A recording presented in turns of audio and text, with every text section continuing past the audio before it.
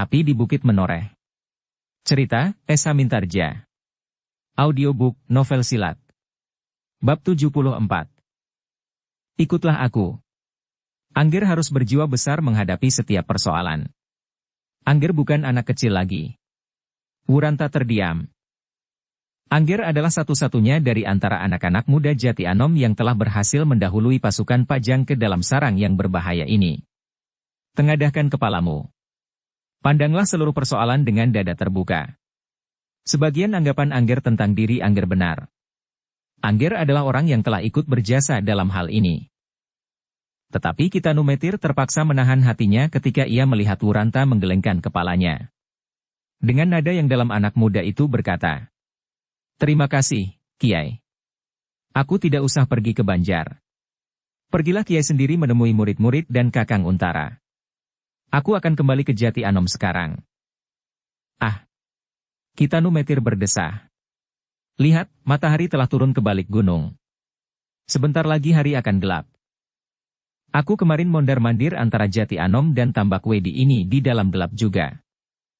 Tetapi justru kali ini aku menjadi cemas, karena Tambak Wedi, Sidanti, dan Argajaya terlepas dari tangan kita. Kiai cemas seandainya aku berjumpa dengan mereka? Ya, Nger.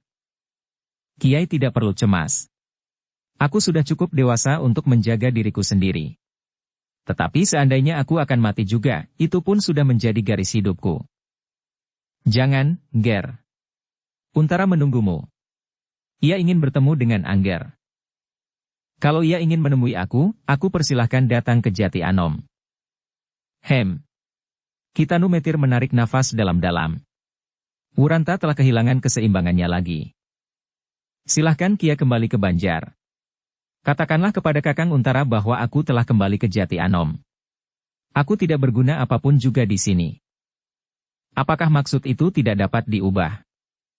Maaf, Kiai. Sekali lagi Kitanumetir menarik nafas panjang. Ia tidak berhasil mengajak Wuranta pergi ke Banjar Padepokan Tambak Wedi untuk bertemu dengan Untara, Agung Sedayu, dan Swandaru. Tetapi orang tua itu dapat mengerti juga perasaan yang golak di dalam dada Wuranta. Ia tidak ingin lagi bertemu dengan Sekar Mirah dan Agung Sedayu. Ia tidak mau menambah pedih luka di hatinya. Jadi bagaimana, Nger? Silahkan Kia kembali ke Banjar. Aku akan terus ke Jati Anom. Beberapa puluh langkah lagi Angger sampai ke Banjar itu. Aku akan berbelok. Kitanumetir mengangguk-anggukan kepalanya. Lalu tiba-tiba ia berkata, "Lukamu, Nger?" "Sudah sembuh, Kiai." "Belum." Kitanumetir menggeleng. "Besok aku akan memberimu obat lagi di Jati Anom. Obat itu baru sekedar memampak darah. Tetapi daya sembuhnya terlampau sedikit." "Terima kasih, Kiai. Mudah-mudahan kita dapat bertemu lagi." "Ah, tentu. Kenapa tidak? Aku pun akan segera pergi ke Jati Anom.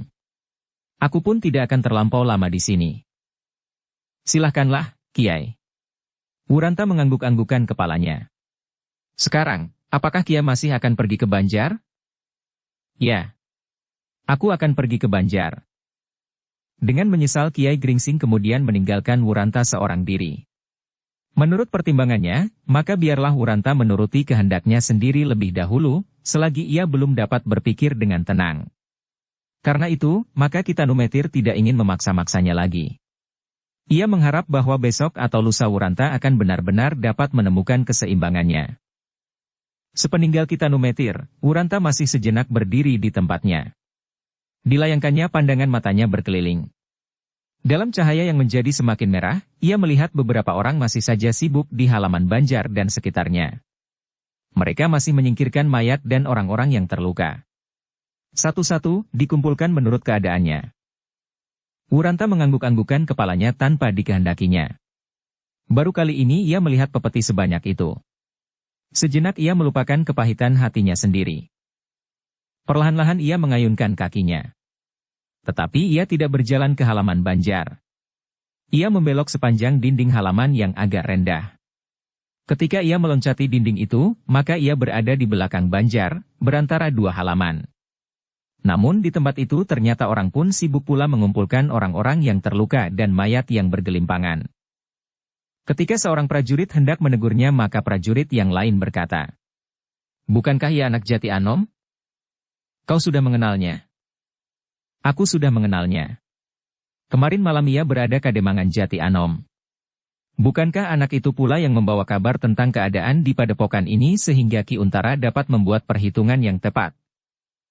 Kawannya mengangguk-anggukan kepalanya sehingga maksudnya, untuk menegur Wuranta diurungkan. Dibiarkannya anak muda itu berjalan dengan hati yang kosong di antara para prajurit pajang yang sibuk. Namun tanpa dikehendakinya pula, kadang-kadang Wuranta itu terhenti di antara orang-orang yang terluka. Ia masih mendengar beberapa orang merintih meskipun tubuhnya telah terbujur diam, tidak berbeda dengan mayat-mayat yang terbujur di sampingnya. Ketika ia melihat seorang tua yang dengan lemahnya terbaring di bawah sebatang pohon kelor, hati Wuranta berdesir. Tubuh itu masih belum sempat diangkat dibawa ke Banjar bersama orang-orang lain yang terluka. Tetapi Wuranta yakin bahwa orang itu masih hidup. Perlahan-lahan ia mendekatinya. Dalam kesuraman cahaya matahari yang semakin redup ia melihat orang tua itu menyeringai menahan sakit. Sejenak kemudian Wuranta telah berlutut di sampingnya.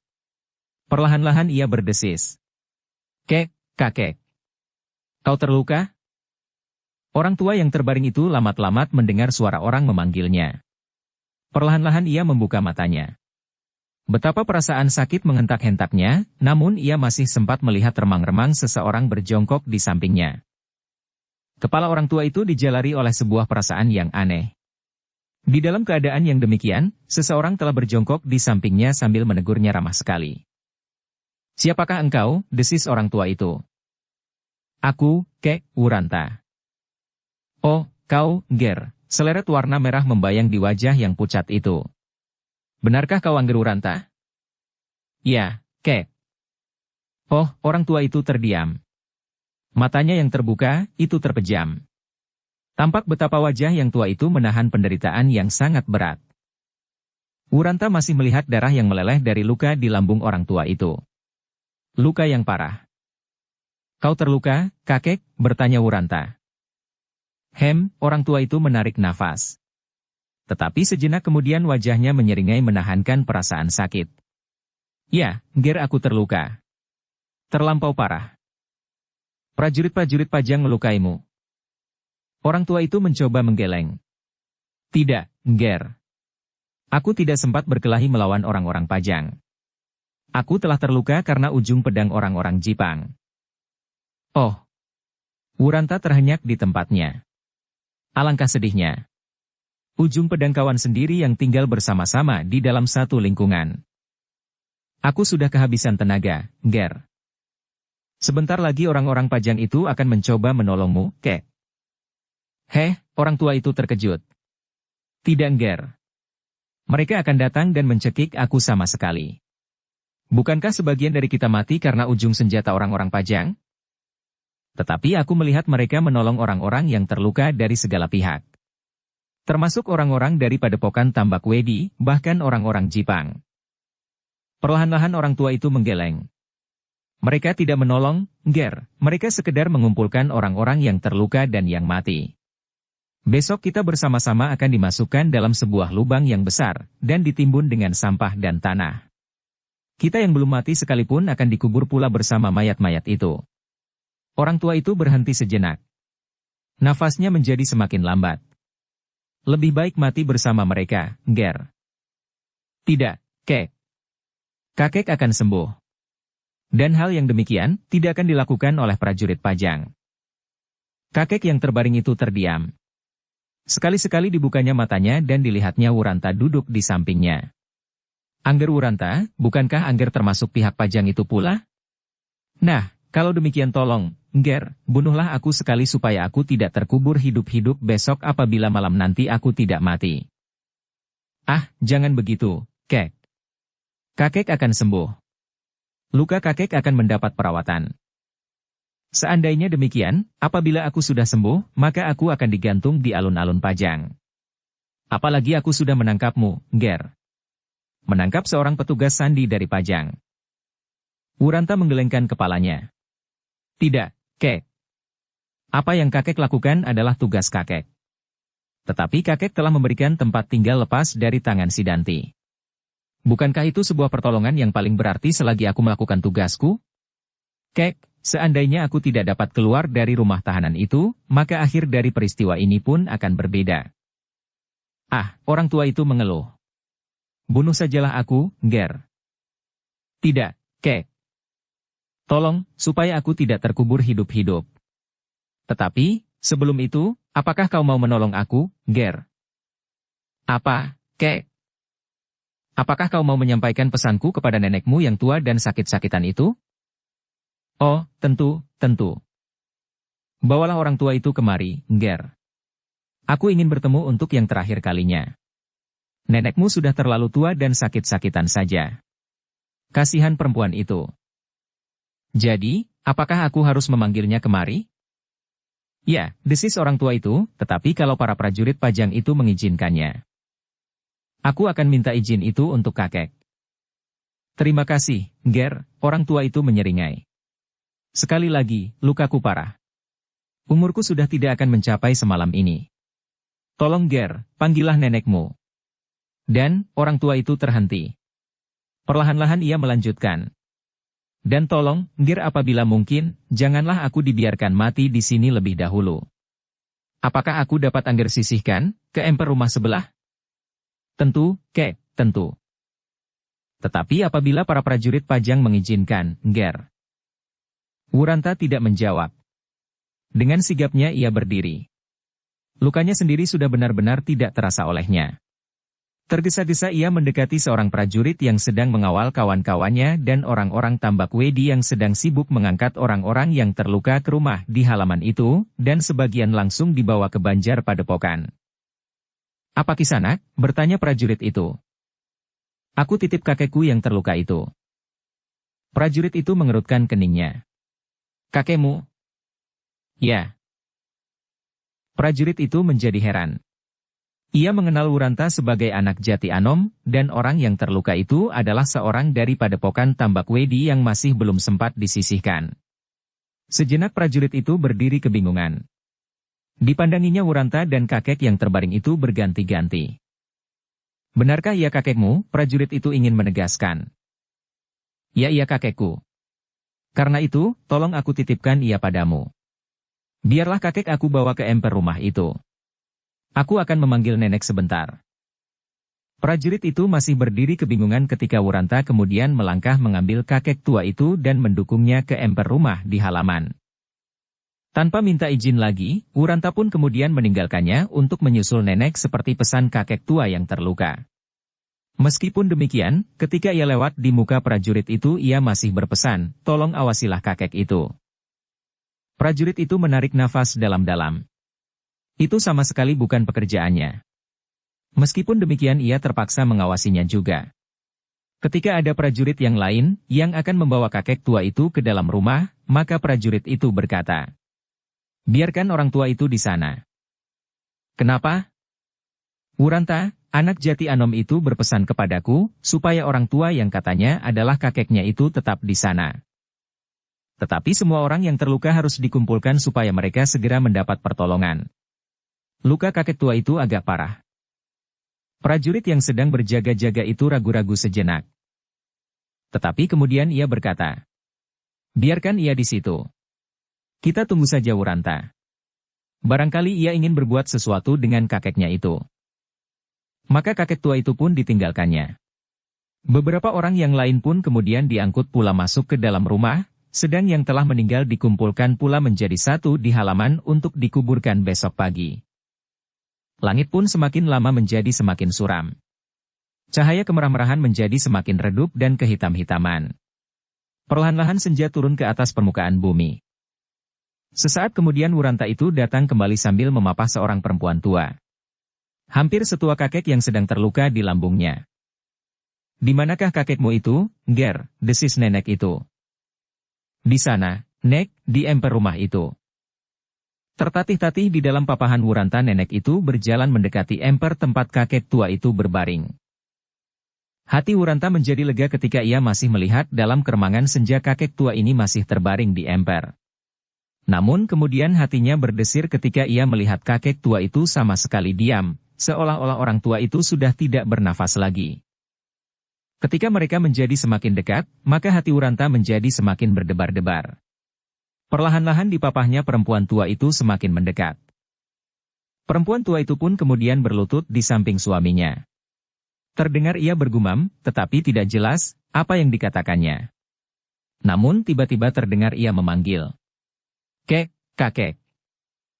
Laki-laki tua yang terbaring itu ternyata masih hidup. Ia masih mendengar suara istrinya. Betapa lemah tubuhnya, namun ia paksakan dirinya membuka mata. Lambat sekali ia menjawab. Nenek, kaukah itu? Oh, nenek tua itu tidak dapat lagi menahan dirinya. Ditelungkupkannya kepalanya di atas tubuh suaminya yang telah menjadi semakin lemah. Lukaku parah, nenek. Akan aku obati, kek. Perlahan-lahan laki-laki tua itu menggelengkan kepalanya. Tidak perlu. Tak ada obat yang dapat menyembuhkan lukaku. Darah sudah terlampau banyak mengalir, meskipun aku sendiri sudah mencoba menahan dengan sobekan kainku. Tidak, kakek, aku akan mengobatinya. Kau harus sembuh. Uranta masih berdiri tegak seperti patung. Tiba-tiba ia teringat obat yang diberikan Kitanumetir kepadanya. Obat itu dapat membantu sementara untuk menghentikan darah yang meleleh dari luka. Dan luka kakek itu masih saja meneteskan darah. Agaknya karena terlampau banyak darah yang keluar itulah maka kakek itu menjadi terlampau lemah.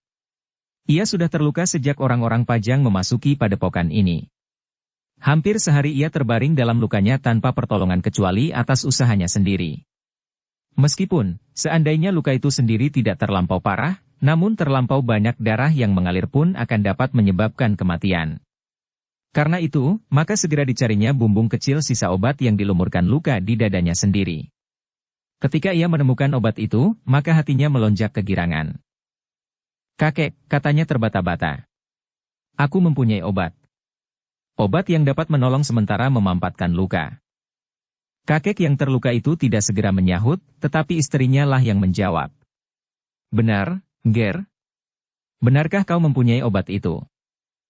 Tetapi alangkah kecewanya Uranta ketika ternyata obat itu tinggal sedikit. Terlampau sedikit untuk mengobati luka lambung laki-laki tua itu. Meskipun demikian, obat yang sedikit itu dapat mengurangi penderitaannya dan dapat mengurangi darah yang menetes dari lukanya. Aku sudah cukup tua, Ger. Luka-luka di tubuhku betapapun kecilnya agaknya terlampau sukar untuk diobati. Lukaku kali ini pun terlampau sukar untuk diharapkan akan dapat sembuh. Tidak, kek, kau akan sembuh, desis istrinya.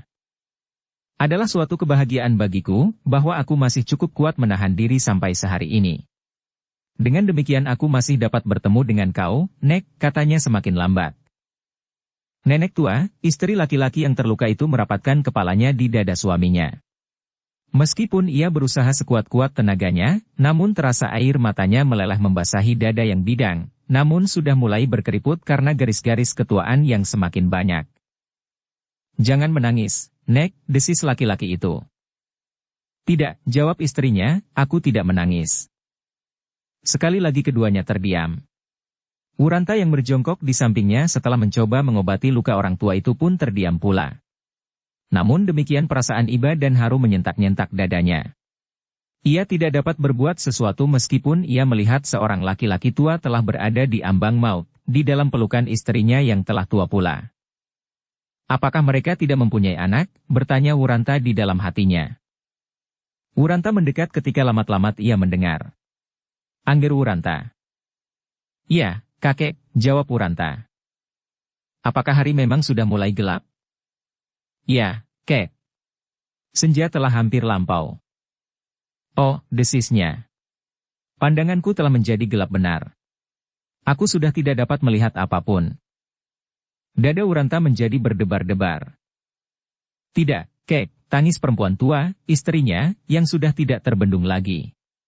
Kau akan sembuh. Aku tidak berani kau tinggalkan. Aku tidak mau hidup seorang diri. Kau tidak akan hidup seorang diri, Nek, jawabnya laki-laki itu perlahan sekali. Angger Uranta akan menemanimu. Bukankah begitu, Ger? Ya, kek, sahut Uranta dengan serta-merta. Laki-laki tua itu mencoba menghela nafas dalam-dalam. Nger, desisnya lambat sekali. Wuranta berkisar semakin dekat. Dan dilihatnya lamat-lamat dalam keremangan senja laki-laki itu bergerak sedikit. Pagi tadi, Nger, katanya justru ketika aku sudah terbaring karena luka, aku dapat mengenali apa yang kau katakan, Nger. Aku sudah merasakan betapa nikmatnya. Apa, Kek? Bertanya Wuranta tergagap. Tadi pagi, ketika aku masih sanggup menahan tubuhku dengan tanganku, aku sudah dapat menikmati betapa cerahnya pagi. Saat-saat yang tidak pernah aku nikmati sebelumnya. Aku melihat betapa cahaya yang kehitam-hitaman berubah menjadi merah, kemudian kekuning-kuningan dan yang terakhir, ketika matahari muncul dari balik dedaunan, memancarlah cahaya yang putih cerah. Iya, Kek. Pagi memang cerah. Aku tidak pernah menikmatinya. Aku tidak pernah mendapat kesempatan itu. Tetapi kesempatan itu datang pagi ini. Pada hariku yang terakhir. Bukan yang terakhir, potong Wuranta. Dada Wuranta berdesir ketika ia melihat laki-laki tua yang luka parah di lambungnya itu tersenyum. Jangan menutup mata melihat kenyataan ini, Nger. Tetapi kini, sejak aku melihat cerahnya pagi, aku merasa terlampau dekat dengan nafas dari seluruh kehidupan. Aku merasa bahwa aku mendapatkan sesuatu, Nger. Dan aku merasa menjadi semakin dekat. Ya, Kek. Kau akan menjadi semakin dekat dengan nafas segala kehidupan. Dan kau akan sembuh. Bagiku sudah tidak ada bedanya, Nger. Dan aku merasa bahwa hidupku di dunia ini sudah akan berakhir hari ini. Tetapi aku sudah tidak perlu takut lagi. Aku sekarang sudah tahu kemana aku harus pergi. Wuranta tidak menjawab. Tetapi hatinya menjadi semakin berdebar-debar. Apakah laki-laki tua itu benar-benar akan mati? Alangkah sedih hati istrinya. Ternyata mereka hanya hidup berdua saja selama ini. Agaknya mereka benar-benar tidak mempunyai seorang anak pun. Tiba-tiba Wuranta teringat kepada Kitanumetir. Kitanumetir seorang dukun yang baik. Seorang dukun yang berpengalaman mengobati segala macam penderitaan. Karena itu maka tiba-tiba ia berkata, Kek, tahankanlah sebentar. Aku akan memanggil seorang dukun yang baik, yang akan bersedia menolongmu. Siapa? Kitanumetir. Orang manakah dukun itu? Menurut pendengaran ia berasal dari Dukuh Pakuwon. Ia adalah seorang dukun kepercayaan Kakang Untara. Untara Senapati Pajang? Ya, Kek. Tak ada gunanya. Ia tidak akan bersedia mengobati aku. Ia pasti bersedia. Baginya akan terbuka kemungkinan yang sama bagi semua penderita. Ia tidak memperhitungkan siapakah penderita itu. Tetapi setiap penderitaan harus mendapat pertolongan.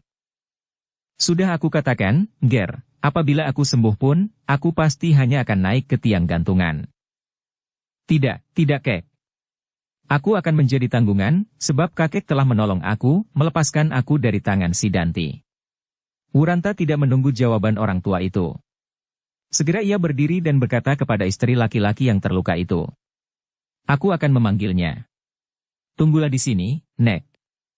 Berilah kakek harapan supaya ia dapat menahankan diri, sementara aku memanggil Kitanumetir. Perempuan tua itu mengangguk lemah.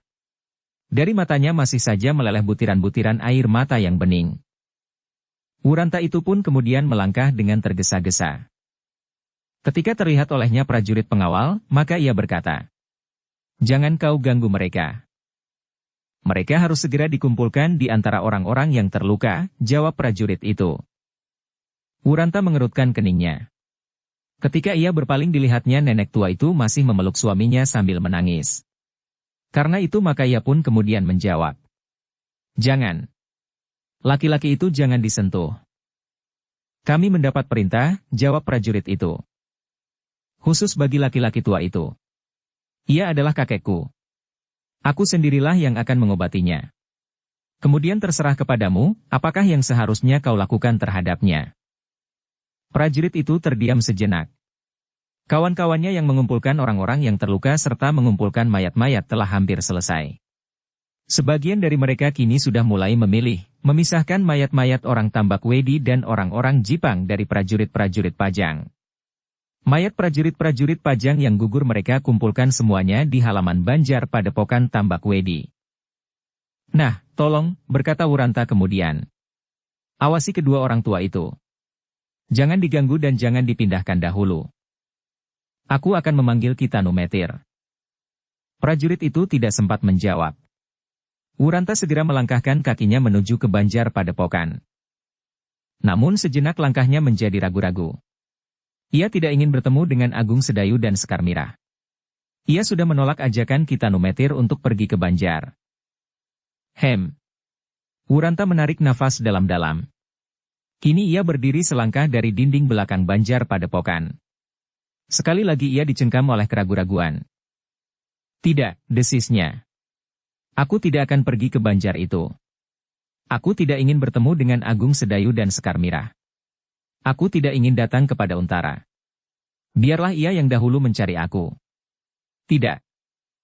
Wuranta melangkah selangkah surut. Ketika ia memutar tubuhnya, maka terhalang kembali di ruang matanya, seorang laki-laki tua yang terbaring di emper rumah di halaman sebelah. Terbayang pula seorang perempuan tua yang menangisinya. Perempuan yang tidak sedia bersedih karena suaminya berada di ambang pintu maut, tetapi perempuan itu juga dicengkam oleh ketakutan pada hari-harinya sendiri. Hari-harinya yang mendatang. Kini Wuranta itu berdiri seperti sebatang tonggak mati. Ia benar-benar berada di dalam keraguan-raguan yang sangat. Apakah ia harus menemui Kitanumetir di Banjar untuk memintanya mengobati kakek tua yang terluka itu, atau tidak? Kalau tidak, maka laki-laki itu pasti akan mati, tetapi kalau ia melangkah terus ke Banjar Padepokan, maka hatinya pasti akan menjadi semakin pedih. Dalam kebimbangan itu tiba-tiba Wuranta mendengar tangis seorang perempuan. Ia terkejut. Namun kemudian disadarinya bahwa tangis itu bukan tangis perempuan tua yang menangisi suaminya.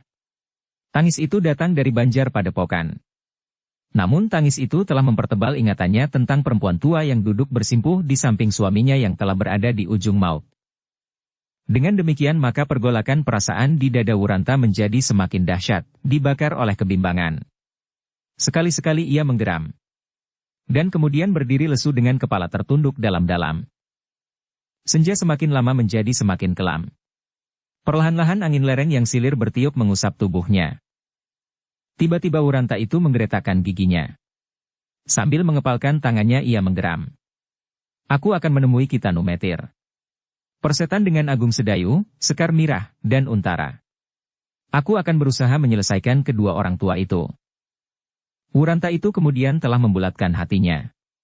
Ia berhasil melepaskan tekanan perasaan tentang diri sendiri.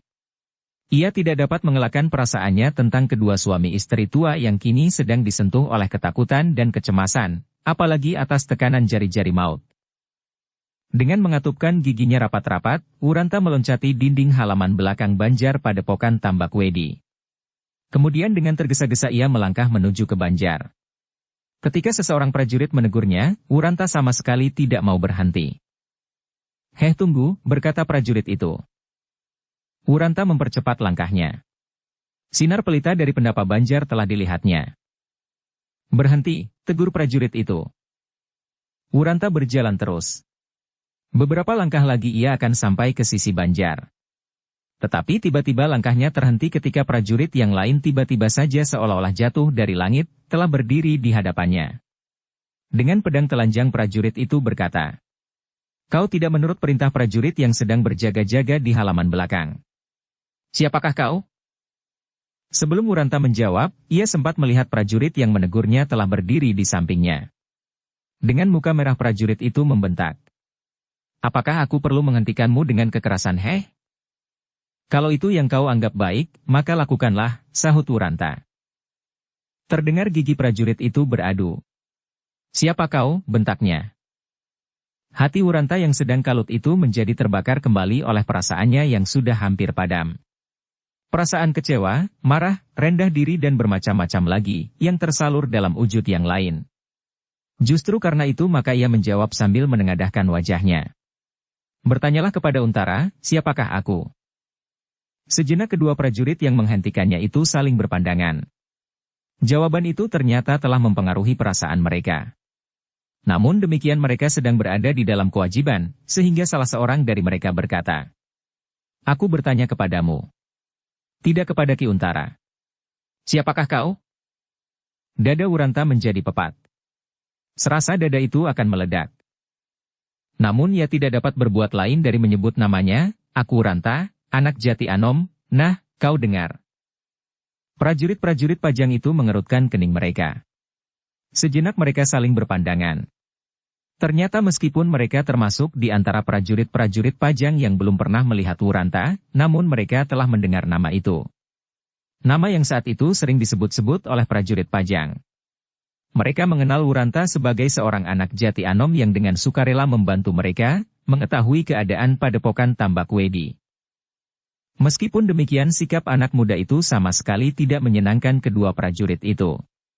Bagaimanapun juga pentingnya kedudukan seseorang, namun mereka harus menyatakan diri sejelas-jelasnya kepada setiap petugas.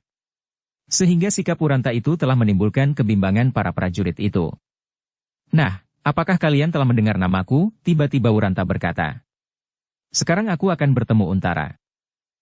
Ah, salah seorang prajurit itu hampir-hampir tidak dapat mengendalikan dirinya, dan yang seorang menyambung. Kisanak, siapapun juga kau, bahkan Ki Untara sendiri, harus berhenti apabila seorang petugas menghentikannya di tempat semacam ini. Bahkan seandainya yang lewat ini Panglima Wira Tamtama sekalipun. Aku yakin bahwa mereka mengerti apa yang sedang kami lakukan dan apa yang harus mereka lakukan. Tetapi jangan menganggap kami tidak berarti. Kami tahu bahwa kami tidak sepantasnya menyejajarkan diri dengan kau, Kisanak. Kami telah mendengar nama Wuranta dari Jati Anom, meskipun baru sekarang kami melihat wajah Kisanak. Namun sikap Kisanak dapat menumbuhkan kekecewaan di hati kami. Terserahlah kepada kalian. Pandangan kalian terhadap aku sama sekali tidak merubah sikapku, sifatku dan watakku. Inilah Wuranta. Baik atau jelek, inilah keadaannya. Kedua prajurit itu sekali lagi saling berpandangan.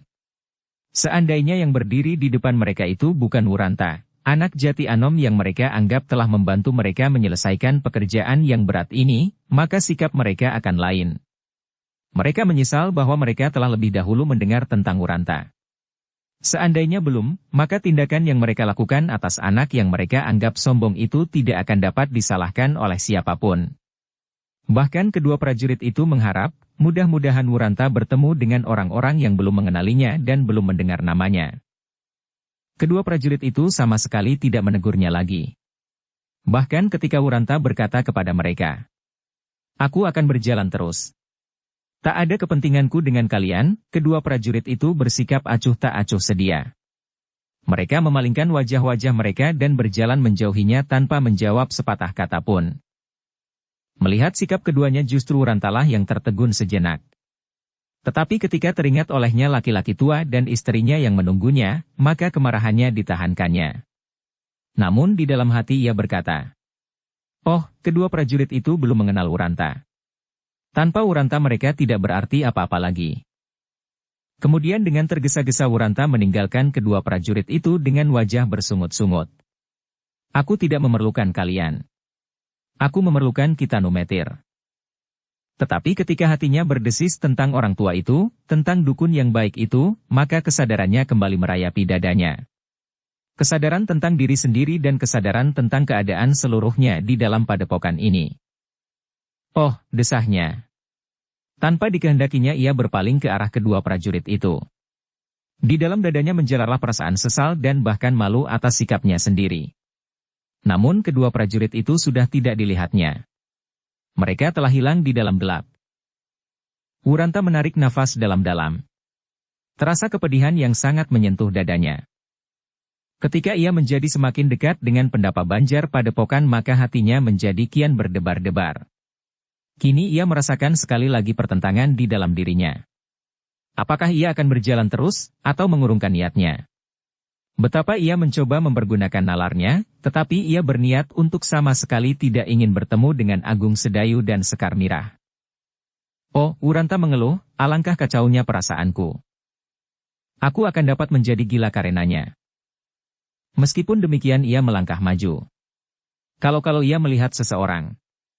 Kalau ia melihat Kitanumetir.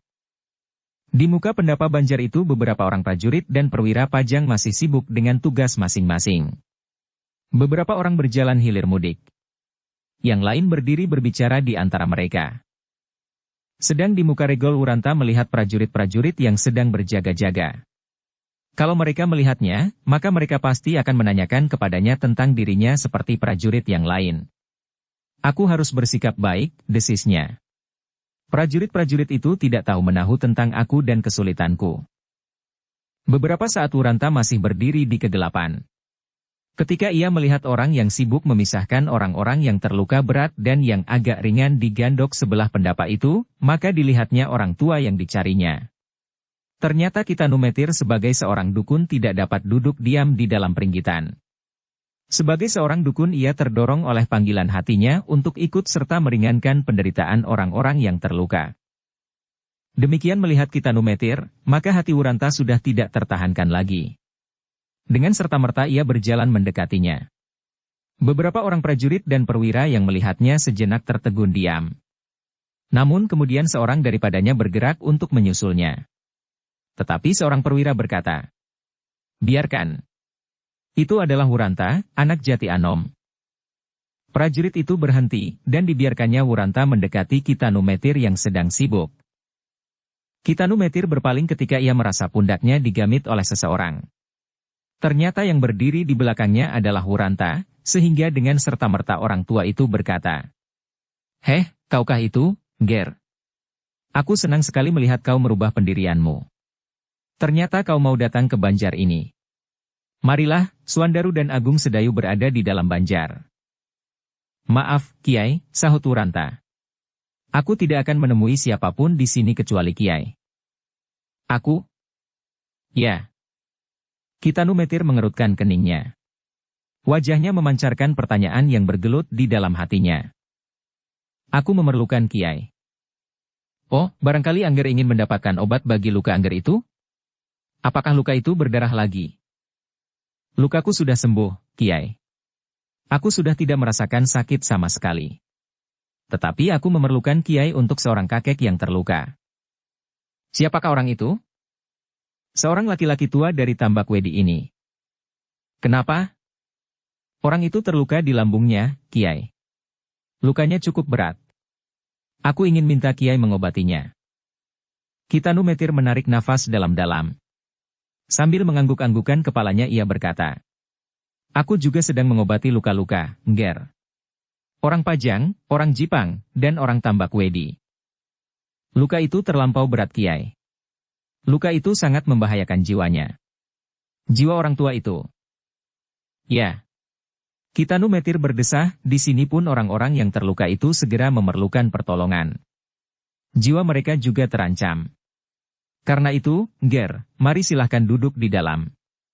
Angger Untara aku kira sudah berada di dalam pula bersama Suandaru dan Agung Sedayu.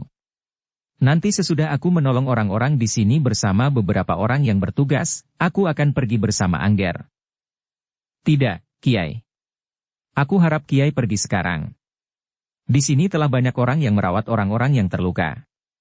Apabila Kiai telah meninggalkan obat bagi mereka, maka Kiai akan dapat meninggalkan mereka. Aku belum memberikan obat apa-apa, Nger. Aku masih belum sempat membuat. Yang ada adalah obat persediaan dari pasukan Pajang sendiri. Yang dibuat oleh para dukun di Pajang itulah yang kami pergunakan sekarang. Di tempat-tempat lain, obat-obat semacam ini pula yang dipergunakan, sehingga laki-laki tua yang Angger maksud itu pasti akan mendapat perawatan yang serupa oleh petugas-petugas di tempat itu, meskipun ia seorang dari Tambak Wedi." "Tidak, Kiai. Ia sama sekali belum mendapat perawatan. Lukanya parah. Mungkin orang itu kehabisan darah. Aku telah mencoba mengobati lukanya dengan sisa obat yang Kiai berikan kepadaku. Tetapi obat itu tinggal sedikit, sehingga tidak begitu bermanfaat lagi bagi lukanya.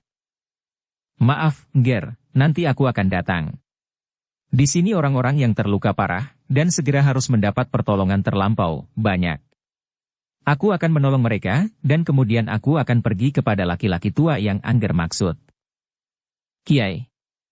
Wuranta mulai menjadi cemas. Kalau Kiai tidak segera datang, laki-laki tua itu pasti akan mati.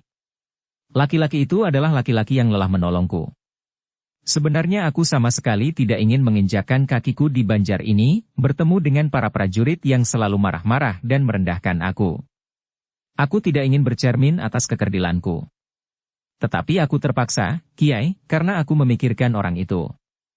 Aku korbankan perasaan tentang diriku sendiri, karena aku tidak sampai hati melihat orang tua itu menderita. Kiai, apabila laki-laki itu tidak memberi kesempatan aku lari dari tahanan Sidanti, maka akhir dari peperangan ini pun akan berbeda, sebab aku tidak akan sempat memberitahukan kepada Kiai apa yang telah terjadi. Dan aku tidak akan dapat memenuhi perintah Kiai untuk pergi ke Jati Anom. Mungkin aku pernah menceritakannya kepada Kiai, bahwa seorang kakek yang pernah memberikan tempat kepadaku tinggal di padepokan ini, dan kemudian mendapat perintah untuk menangkap aku, tetapi kemudian memberi jalan kepadaku untuk melarikan diri. Ya, Yangger, kau pernah mengatakannya. Nah, laki-laki tua itulah yang kini terluka. Bahkan keadaannya telah menjadi terlampau gawat. Aku mencegah ketika beberapa orang akan mengambilnya dan mengumpulkannya dengan orang-orang yang lain, sebab aku berpengharapan bahwa aku akan dapat berusaha untuk setidak-tidaknya membalas budi, memanggil Kiai kepadanya. Sebab aku sendiri memang terlampau dungu untuk berbuat sesuatu. Kitanu Metir menarik nafas. Alisnya yang telah 1-2 ditumbuhi rambut-rambut yang berwarna putih tampak bergerak-gerak. Sambil mengangguk-anggukan kepalanya ia kemudian berkata, "Apakah Angger ingin aku datang kepadanya sekarang?" "Ya." Kitanu Metir terdiam sesaat. Ia dapat membayangkan perasaan Wuranta. Anak muda itu sama sekali sudah tidak ingin datang ke Banjar ini karena perasaannya yang tidak menemukan keseimbangan. Sikapnya sebagai seorang anak muda yang masih terlampau banyak dipengaruhi oleh darah mudanya. Tetapi perasaan itu telah dikorbankan karena seorang laki-laki tua yang terluka.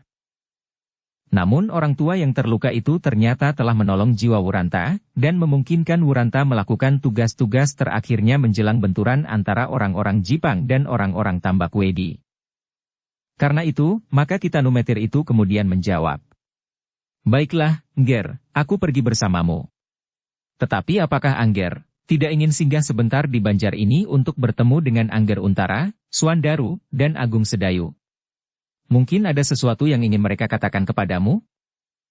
Tetapi Wuranta itu menggeleng sambil berkata, "Tidak, Kiai. Orang yang luka itu segera memerlukan pertolongan." Kitanu Metir mengangguk-anggukan kepalanya. Kemudian diselesaikannya pekerjaannya atas seorang yang terluka, yang sudah terlanjur dimulainya.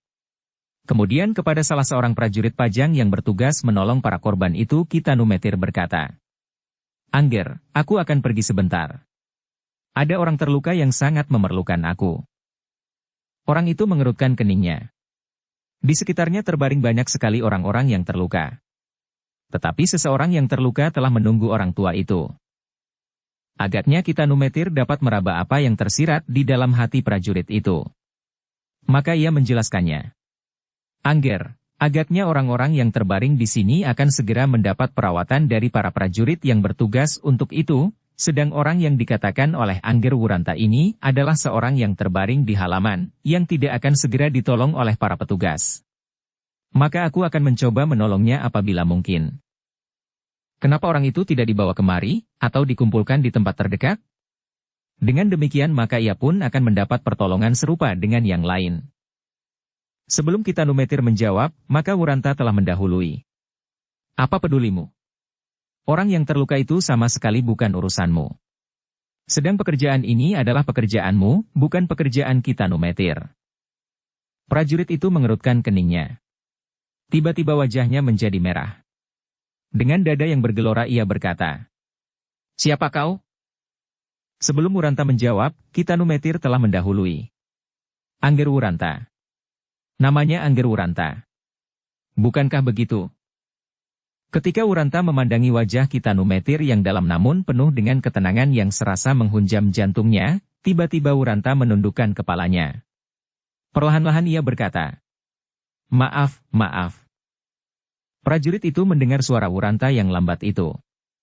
Tumbuhlah keheranan di dadanya. Apakah gerangan yang telah terjadi atas anak muda yang bernama Wuranta itu? Tetapi prajurit yang sehari-hari memang bertugas mengurusi orang-orang yang terluka itu mencoba untuk memahami sikap, sifat, dan keadaan orang-orang di dalam peperangan. Mereka kadang-kadang menjadi seorang yang aneh, pemarah, kasar, dan kadang-kadang tidak dapat dipahami. Nah, berkata Kitanumetir kemudian. Maaf, Nger. Aku akan pergi bersama Angger Wuranta sejenak. Aku akan segera kembali dan membantu Angger menolong orang-orang yang terluka. Apabila aku tidak segera datang, maka aku telah melakukannya pula di tempat yang lain. Bagiku sama saja, di sini, di rumah sebelah, di halaman dan di mana saja aku menjumpai orang-orang yang terluka. Baiklah, Kiai, sahut prajurit itu. Tetapi sekali lagi ia mencoba memandangi wajah Wuranta yang tunduk. Wajah itu membawa 1000 macam kesan yang campur baur. Dan prajurit yang bertugas menolong orang-orang yang terluka itu tidak dapat menebak, apakah yang sedang bergulat di dalam dada Wuranta sebenarnya.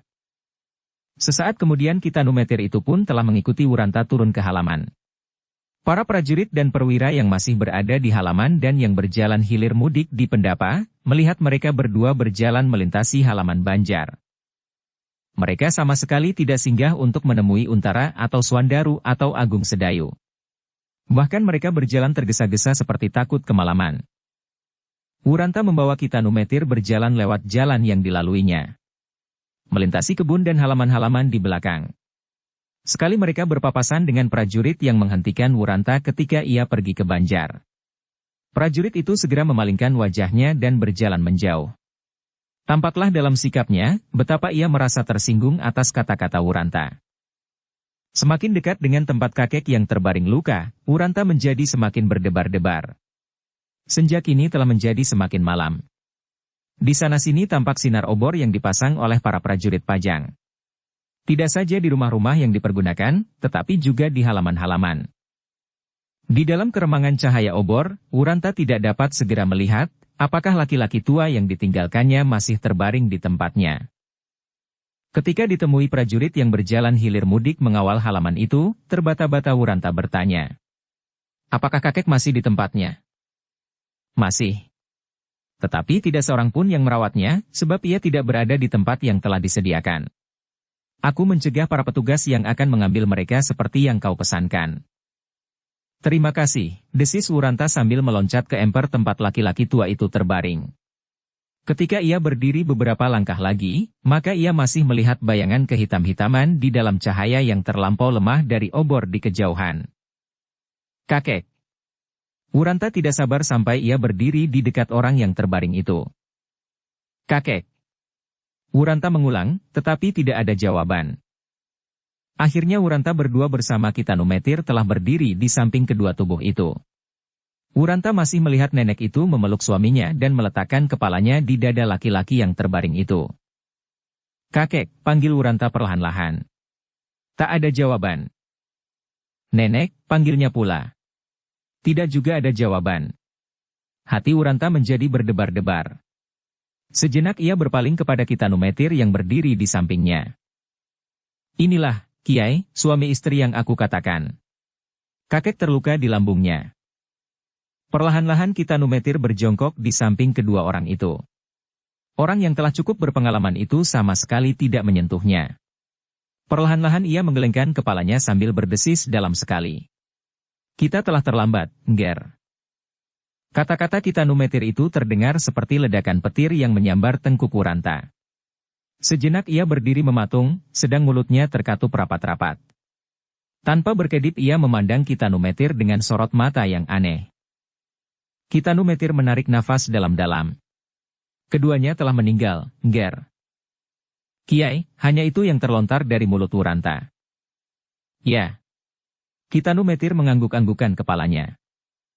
Sejenak Wuranta masih mematung. Namun tiba-tiba ia berjongkok di samping mayat kedua suami istri itu. Seperti orang yang kehilangan akal Wuranta. Menggoncang-goncangnya dan memanggil-manggilnya. Kakek, kakek. Tetapi kakek tua itu sama sekali tidak menjawab. Bahkan bergerak pun tidak.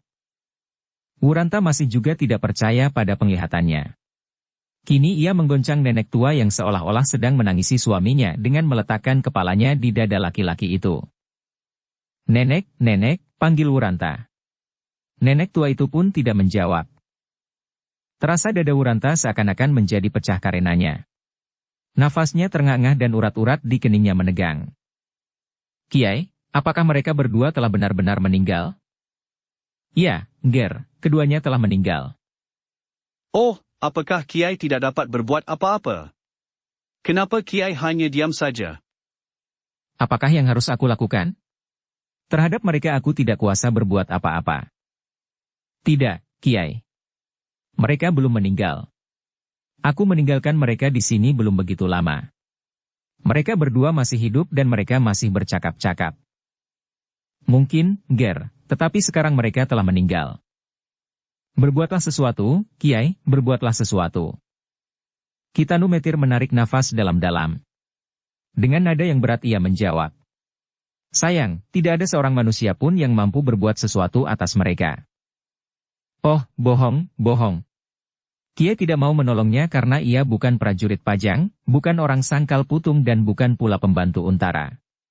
Orang itu adalah orang Tambak Wedi.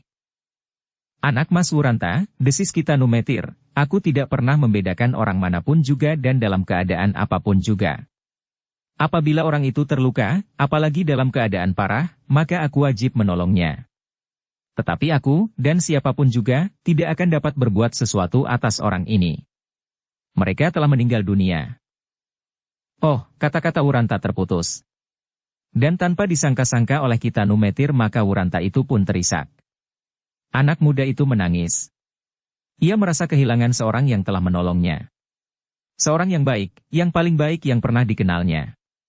Yang tidak merendahkannya, baik dengan kata-kata maupun dengan perbuatan. Wuranta yang merasa dirinya tidak berharga di mata orang-orang Pajang setelah pertempuran berakhir, sama sekali merasa tidak mempunyai seorang kawan pun di padepokan Tambak Wedi. Kakek tua itu pasti akan menjadi orang yang baik untuk mengawaninya. Terhadap kakek tua dari Tambak Wedi yang telah dikalahkan itu, Wuranta sama sekali tidak merasa dirinya terlampau rendah. Tetapi kakek tua itu kini telah mati. Kitanumetir kini berdiri termangu-mangu melihat sikap Wuranta. Ia menangisi laki-laki tua dari Tambak Wedi itu. Kitanumetir pun merasa iba dan terharu melihat suami istri yang meninggal bersama-sama. Ia dapat menduga bahwa istrinya menjadi sangat terkejut melihat suaminya meninggal. Kemudian karena kejutan perasaan itu, kejutan yang tidak tertahankan oleh jantungnya yang lemah, maka ia pun meninggal juga. Tetapi bahwa Wuranta sampai menangis, ternyata benar-benar telah menyentuh perasaannya. Mungkin Angger Wuranta merasa berhutang budi kepadanya, berkata Kitanumetir di dalam hatinya. Laki-laki tua itu adalah orang yang telah menolongnya, membebaskannya dari tangan si Danti. Mungkin, ya mungkin. Anak Mas Wuranta belum sempat membalas budi itu, dan laki-laki itu telah meninggal bersama istrinya. Kitanumetir itu terperanjat ketika ia melihat tiba-tiba Wuranta berdiri. Dengan gigi gemeretak ia menggeram. Kiai, lihat. Inilah salah satu wajah dari tindakan prajurit Pajang atas Tambak Wedi. Suami istri yang telah lanjut, mati bersama-sama. Alangkah mengerikan. Mereka telah meninggal. Kitanumetir tidak segera menjawab.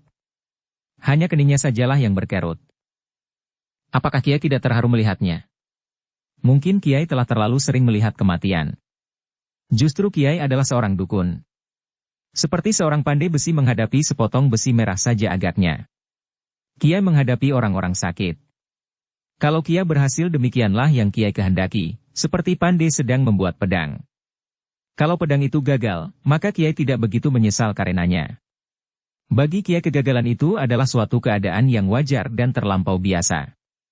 Tetapi sepotong besi akan dapat dibakar untuk kedua kalinya, meskipun untuk alat-alat yang lain. Sedang kematian adalah jauh berbeda daripadanya. Kiai harus menyesal sekali, Kiai harus terharu dan berduka cita. Apakah hati Kiai telah membeku karena terlampau sering melihat kematian? Dan kegagalan yang demikian adalah suatu peristiwa yang wajar tanpa suatu kesan apapun di hati Kiai. Kitanumetir tidak segera menjawab. Dibiarkannya saja anggapan anak muda itu atas dirinya. Kalau ia membantah, maka hati anak muda itu akan menjadi semakin terbakar. Meskipun demikian ia terpaksa bertanya kepada Wuranta. Apakah prajurit Pajang yang telah membunuhnya? Pertanyaan itu membuat Wuranta terdiam sesaat. Dahinya yang mengkilat oleh keringat tampak berkerut-merut. Ditatapnya wajah Kitanumetir dengan tajamnya. Namun ketika pandangan mata mereka bertemu, cepat-cepat Wuranta berpaling. Tetapi untuk menutupi kekecilan diri segera ia berkata lantang. Apakah bedanya? Siapapun yang telah membunuh kakek tua ini, namun ini adalah akibat dari peperangan. Ya, peperangan memang selalu berakibat buruk. Tetapi siapakah yang telah membunuhnya? Prajurit Pajang? Akhirnya Wuranta terpaksa menggeleng lemah. Tidak, Kiai. Kakek dibunuh oleh orang-orang Jipang dalam perselisihan yang terjadi sebelum prajurit Pajang datang. Kitanumetir mengangguk-anggukan kepalanya. Jadi yang membunuh laki-laki tua itu sama sekali bukan prajurit Pajang? Apa bedanya? Tiba-tiba nada suara Wuranta meninggi. Apa bedanya, Kiai? Di halaman ini, di halaman Banjar dan sekitarnya, bertebaran mayat orang-orang Tambak Wedi. Mereka sebagian mati karena ujung senjata orang-orang Pajang. Meskipun orang-orang Pajang tidak membunuh kakek tua ini, tetapi orang-orang lain dibunuhnya. Orang-orang lain yang beranak dan beristri pula. Mereka mati meninggalkan anak dan istrinya dalam penderitaan dan kesedihan. Wuranta berhenti sejenak. Wajahnya tampak semerah tembaga dalam keremangan cahaya obor di kejauhan. Kiai, aku menyesali bahwa aku telah melakukan pekerjaan yang Kiai rencanakan. Pekerjaan itu hampir membunuhku. Ketika aku terlepas dari maut maka akibat dari pekerjaanku adalah ini. Wuranta menunjuk laki-laki tua itu beserta istrinya. Bukan saja sepasang suami istri, tetapi berpuluh-puluh. Sebaiknya aku tidak melakukannya, dan pepeti ini pasti akan terhindar. Aku tidak usah turut campur segala macam persoalan di dalam padepokan ini. Seandainya aku diam saja, tidak memberitahukan kepada orang-orang Sidanti, bahwa alap-alap Jalatunda memasuki rumah tempat Sidanti menyimpan sekar mirah, maka orang-orang Jipang tidak akan saling membunuh dengan orang-orang Tambak Wedi. Kitanumetir menarik nafas dalam-dalam. Lalu Angger akan membiarkan saja tingkah laku alap-alap Jalatunda itu? Apa peduliku? Korban dari peristiwa itu hanyalah seorang gadis saja. Sekar mirah. Tetapi sekarang, korban berjatuhan tidak terbilang. Tidak akan jauh berbeda, Nger. Sekar mirah akan mengatakan kepada Sidanti apa yang terjadi. Dan pertempuran antara mereka tidak akan terhindar. Belum pasti. Kalau alap-alap Jalatunda membunuh Sekar mirah, maka rahasia itu akan tetap tidak terbuka. Dada Kitanumetir berdesir mendengar kata-kata Wuranta, bahkan seluruh bulu-bulunya meremang. Sejenak orang tua itu terdiam. Sesuatu bergelora di dalam hatinya. Dahsyat sekali. Tetapi wajah orang tua itu sama sekali tidak membayangkan perasaannya. Dengan susah payah, Kitanumetir mencoba untuk menyembunyikan getar jantungnya.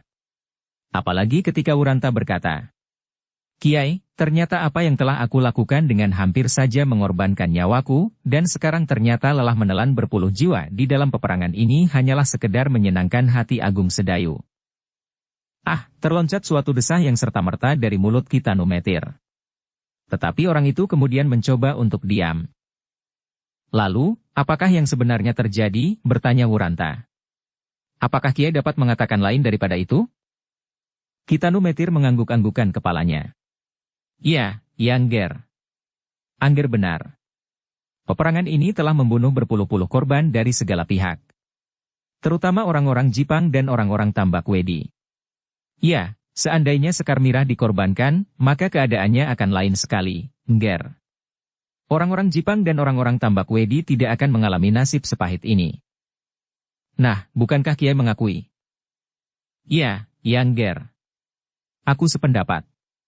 Kitanumetir terdiam sejenak, lalu ia meneruskan. Tetapi, bagaimanakah kalau yang menjadi korban itu orang-orang Jati Anom? Apakah kira-kira akan menjadi lebih baik? Wuranta terkejut mendengar pertanyaan itu sehingga hampir-hampir ia terlonjak. Dengan sorot mata yang aneh ditatapnya wajah Kitanumetir. Namun sekali lagi Wuranta melontarkan pandangan matanya jauh-jauh ketika pandangan mata mereka beradu. Angger Wuranta, berkata Kitanumetir. Peristiwa seperti yang dialami oleh Sekar mirah akan dapat saja terjadi atas gadis-gadis Jati Anom. Seandainya benar terjadi demikian, dan gadis itu adalah adik Angger Wuranta, maka Angger pasti akan berpendapat lain. Tetapi adalah kebetulan sekali bahwa Angger Wuranta, anak Jati Anom, dapat membantu kami. Persoalannya tidak hanya sekedar Sekar mirah, Tetapi, bagaimanakah kalau kemudian orang-orang Jipang dan Tambak Wedi menjadi semakin kuat, dan dengan serta-merta sebagian dari mereka menduduki Jati Anom? Selama ini mereka hanya sekedar mendatangi Kademangan itu, karena mereka tidak cukup kuat untuk mendudukinya dengan membagi pasukan. Tetapi suatu ketika maka sebagian dari mereka akan mengalir ke timur, seperti bendungan yang penuh dan melimpah, menggenangi Kademangan Jati Anom. Apabila anak-anak muda dan setiap laki-laki Jati Anom kemudian melakukan perlawanan setelah menghimpun diri, maka apa yang kita lihat sekarang adalah gambaran dari apa yang terjadi. Tetapi yang bergelimpangan di halaman, di jalan-jalan dan bahkan kakek-kakek tua dan nenek-nenek tua yang menjadi korban, adalah orang-orang Jati Anom. Orang-orang Tambak Wedi dan orang Jipang akan berada di pendapa Kademangan, bertolak pinggang sambil memanggil setiap perempuan dan gadis-gadis cantik untuk memenuhi panggilan nafsu mereka beserta pasukan mereka. Begitu? Semua itu akan dapat terjadi. Dan aku sengaja tidak menyebut-nyebut nama Untara, Senapati Pajang yang mencoba dengan caranya membebaskan Sangkal Putung dan kini Jati Anom dari bahaya orang-orang Jipang dan orang-orang Tambak Wedi yang tamak. Wuranta berdiri tegak seperti patung batu. Setiap kata yang diucapkan oleh Kitanumetir terasa bagaikan jarum yang langsung menusuk jantungnya. Pedih, namun Wuranta tidak dapat menghindarkan diri dari pengakuan atas kebenaran dari kata-kata itu. Bahkan sekali lagi hatinya yang gelap dan kehilangan keseimbangan itu dapat terbuka. Ia melihat di dalam angan-angannya. Peristiwa yang mengerikan itu terjadi atas Jati Anom. Kepala Wuranta itu pun kemudian tertunduk dalam-dalam. Pedih hatinya menjadi semakin pedih. Tetapi ia merasakan kebenaran dari kata-kata itu. Wuranta melihat betapa besar kesalahan yang telah dilakukan. Namun yang tidak diharapkan oleh Kitanumetir, Wuranta yang kecil itu ternyata merasa semakin kecil. Dengan kata-kata yang hampir tidak sempat meloncat dari mulutnya Wuranta berkata, "Ya, Kiai. Aku merasakan kebenaran kata-kata Kiai. Kini semakin nyata bagiku, alangkah cupet budiku. Alangkah kerdilnya jiwaku. Aku tidak pantas berada di antara murid-murid Kiai, di antara orang-orang Pajang, bahkan di antara anak-anak muda Jati Anom sendiri. Meskipun baru terbatas pada angan-angan, namun aku telah berkhianat kepada murid-murid Kiai, kepada para prajurit Pajang dan kepada kampung halaman. Karena itu, maka aku tidak pantas lagi berada di antara mereka." Angger Wuranta. Kitanumetir memotong kata-kata itu. "Apakah maksud Angger? Kesalahanku tidak dapat dimaafkan Kiai. Karena itu lebih baik bagiku untuk meninggalkan mereka yang telah aku hianati di dalam angan-angan. Kalau angan-angan itu terwujud dalam tindakan, alangkah mudahnya. Aku dapat segera dihukum mati. Tetapi pengkhianatan yang aku lakukan, baru aku sendirilah yang melihatnya, sehingga aku sajalah yang dapat menghukumnya. Apakah yang akan Angger lakukan?" "Pergi, Kiai. Kesalahanku telah bertimbun-timbun. Bahkan aku pula yang telah menyebabkan kematian kakek tua ini. Seandainya aku tidak menahannya karena aku ingin memanggil Kiai dan berbuat jasa kepada orang tua itu, maka aku kira pertolongan baginya tidak akan begitu lambat." "Ah!" Kitanumetir berdesah, Angger terlampau perasa. Suatu goncangan telah mengejutkan perasaan Angger, sehingga Angger kehilangan keseimbangan. "Dengarlah, Ger, beberapa kali aku katakan, Angger kehilangan keseimbangan. Dalam keadaan demikian, janganlah Angger mencoba mengambil keputusan mengenai masalah yang penting." "Tidak, Kiai, aku tidak kehilangan keseimbangan. Mungkin sebelum aku mendengar keterangan Kiai tentang persoalan yang sedang aku hadapi. Tetapi sekarang aku telah mendapat keyakinan tentang diriku.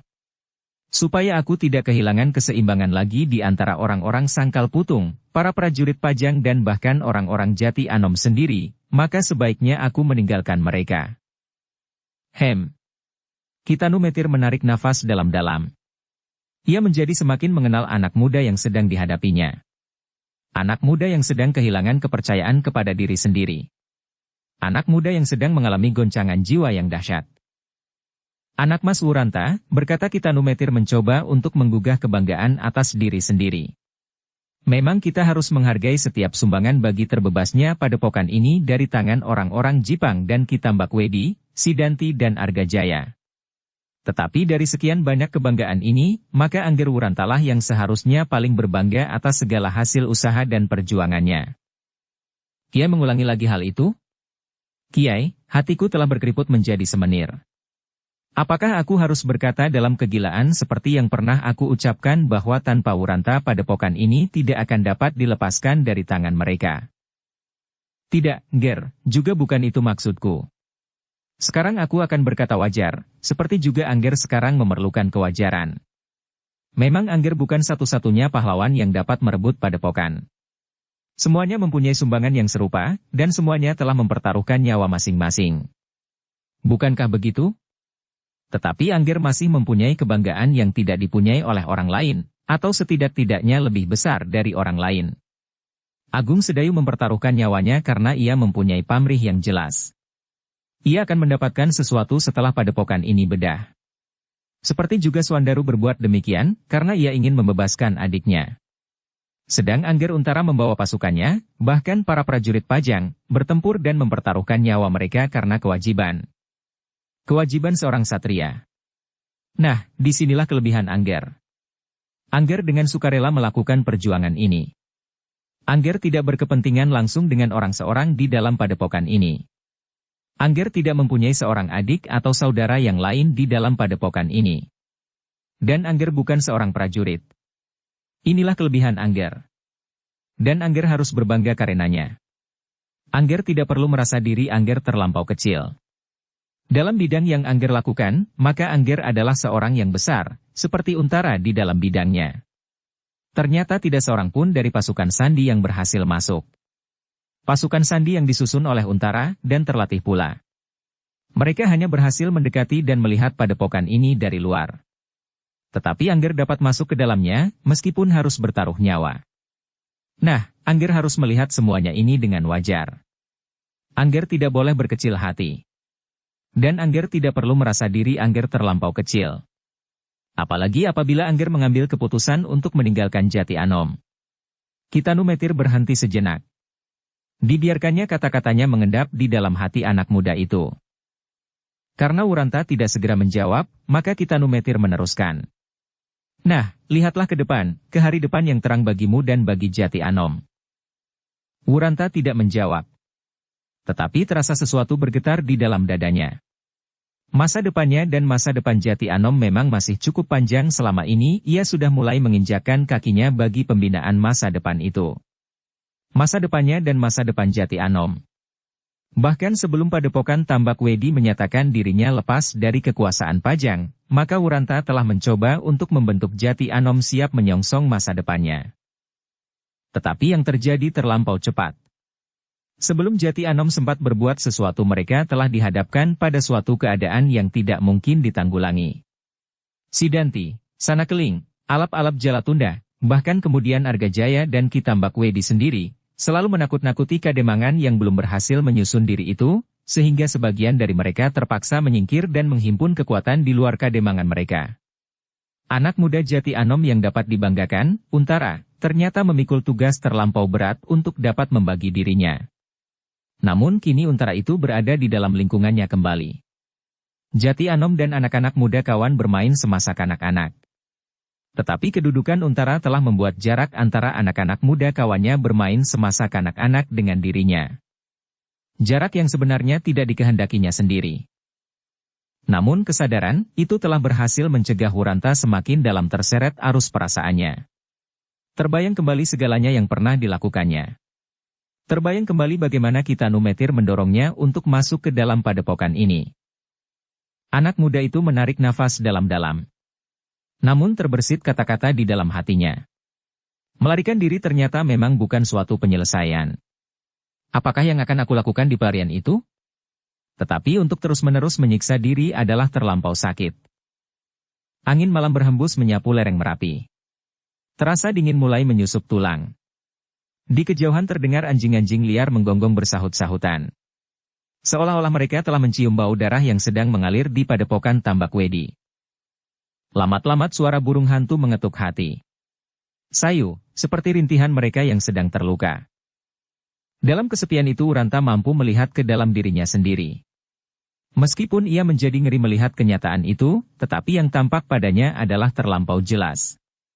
adalah terlalu dibuat-buat apabila ia merasa seolah-olah orang-orang pajang kini mengesampingkannya bahkan merendahkan dan mengabaikannya setelah semuanya rampung dengan baik.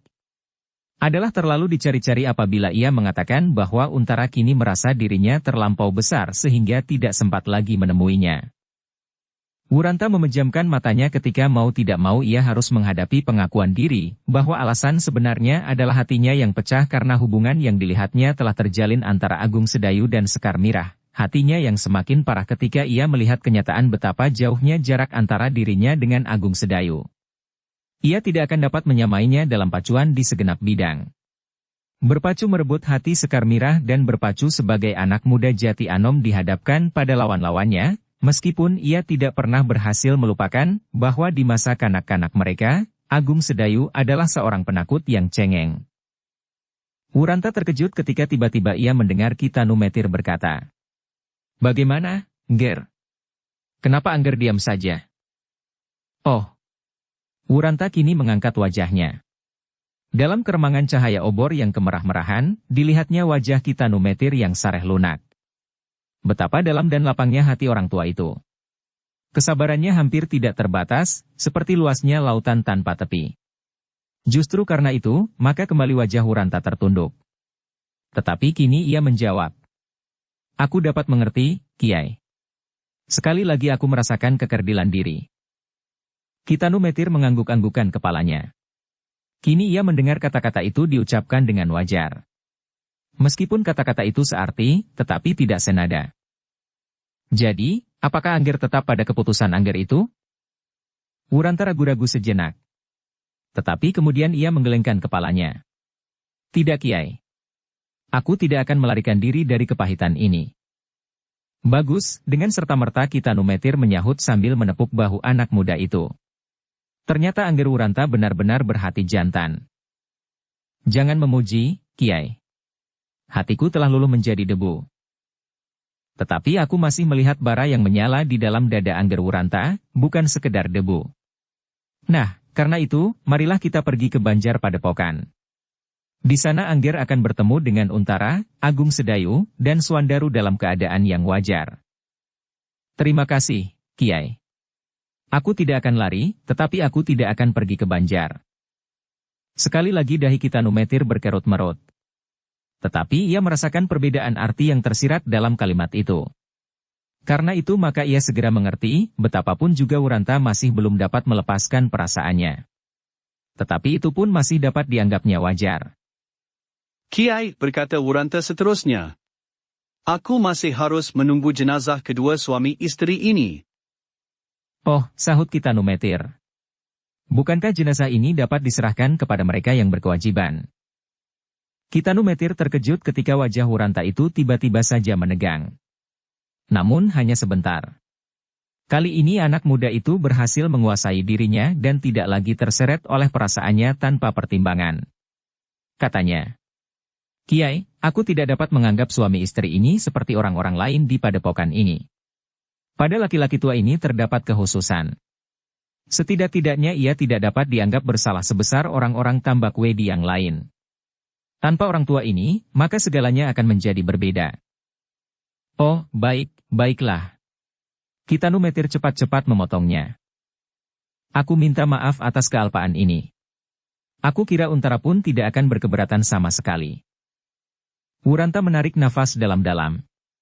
Ia sadar bahwa segala sesuatu yang dilakukan di sini harus mendapat izin dahulu dari Untara atau orang yang dikuasakannya. Dalam hal laki-laki tua itu pun, ia tidak akan dapat berbuat sekehendak hatinya. Penghususan pemakaman orang itu pun harus mendapat izin dahulu. Tetapi hatinya pasti tidak akan rela, apabila laki-laki tua itu akan dianggap sama saja dengan orang-orang tambak wedi yang lain. Orang tua itu setidak-tidaknya harus mendapat kehormatan seperti para prajurit pajang yang gugur di peperangan ini. Karena itu maka Wuranta itu pun kemudian berkata, "Kiai, aku harap Kiai akan menyampaikan kepada Kakang Untara, bahwa aku minta laki-laki tua ini mendapat perhatian khusus, sesuai dengan jasa semasa hidupnya atas pajang, meskipun seandainya ia tidak sengaja berbuat demikian." "Kita dapat pergi bersama, Ngger," jawab Kiai Gringsing. "Angger Untara akan menjadi lebih banyak memperhatikan pendapat Angger sendiri daripada pendapatku." Terima kasih, Kiai, sahut Wuranta. Malam ini aku akan menunggui mayat suami istri ini di sini. Bukankah sudah ada orang yang berkewajiban? Biarlah, Kiai, aku akan menemaninya. Bersambung ke bab 75.